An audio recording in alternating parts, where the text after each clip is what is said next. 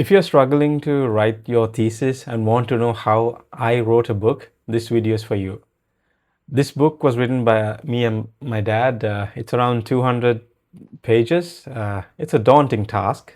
And we started off in May 2025, and then we were able to finish it by December of the same year.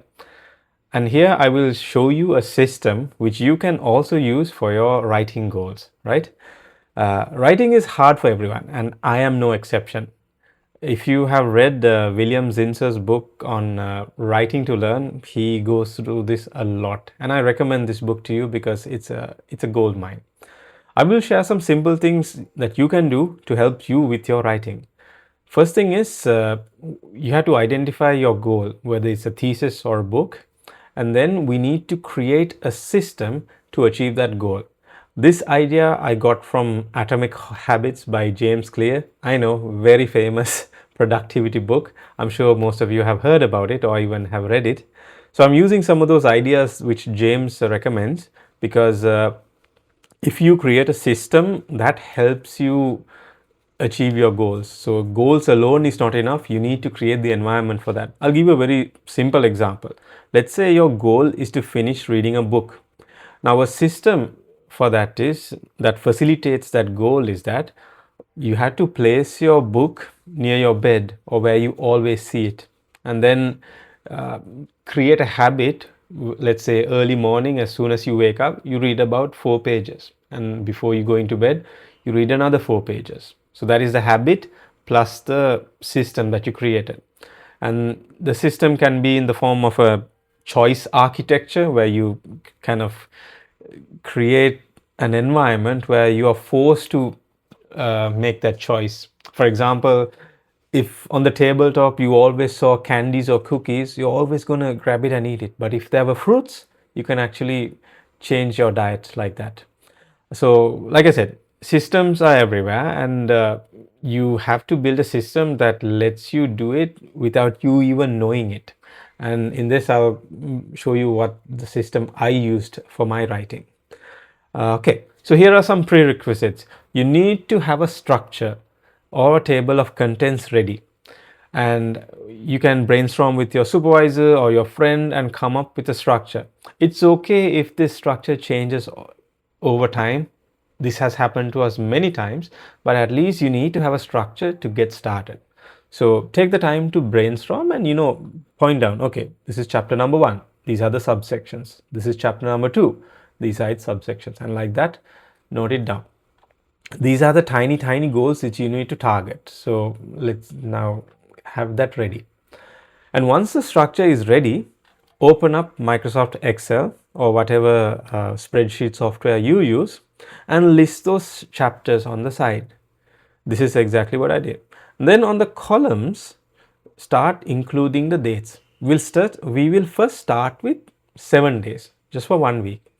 Put Monday to Sunday and put the dates. And then in these columns, you will include the number of words you typed each day. So this is the metric you use to evaluate how well you are doing in your writing, because you need to measure these things. And the word count seems like a good idea because it's not as hard as number of pages, and it gives you a small kick or a boost after you've finished your writing session. So you have a list of contents which will change over time, but that's fine.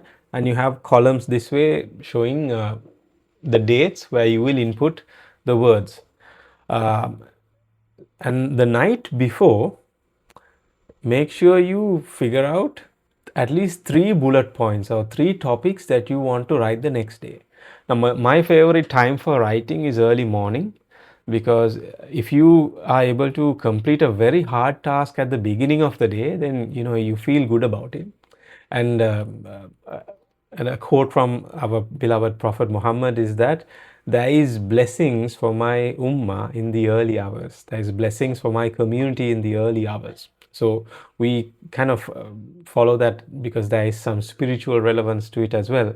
So early morning is actually a good time to do the hardest task, and especially writing that has to be done early morning.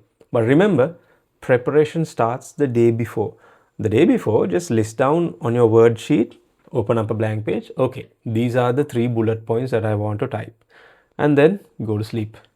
As soon as you wake up the next day, your brain knows what to do because you've already decided on the 3 points you're going to talk about. Write for just 10 minutes. That's it. It's not much, but just write for 10 minutes first. And then count how many words you wrote. If you want to write more, by all means, go for it. But 10 minutes is more than enough. And count how many words you wrote and then put it there on the column. Slowly, every day, you will maintain this. Every day, 10 minutes is far better than writing for a long time of that perfect weekend that never comes. Because we all know, we all want that nice, cozy location, that coffee shop, and that peace and quiet to write. It never comes, guys. It never comes. Done is better than perfect. So now you set a goal that is low enough for you to achieve, right? 10 minutes is not a big deal. And then every day you keep on doing this and you're tracking your progress. Some days you will write 100 words, some days you will write 200, some even 500. And some days, when you feel sick or you can't do it, you don't write it. But at least you're keeping track of your progress. And once you wrote 100 words, great. Treat yourself to something good. Have an ice cream. And then the next day, okay, I'm going to keep on working on it and doing it better. So here's it, guys. This is the system we created for our book. And I feel like I should have used such a system for my thesis as well. But yeah, thank you so much for watching. And if you found this video useful, please let me know in the comments. I'll see you in the next one.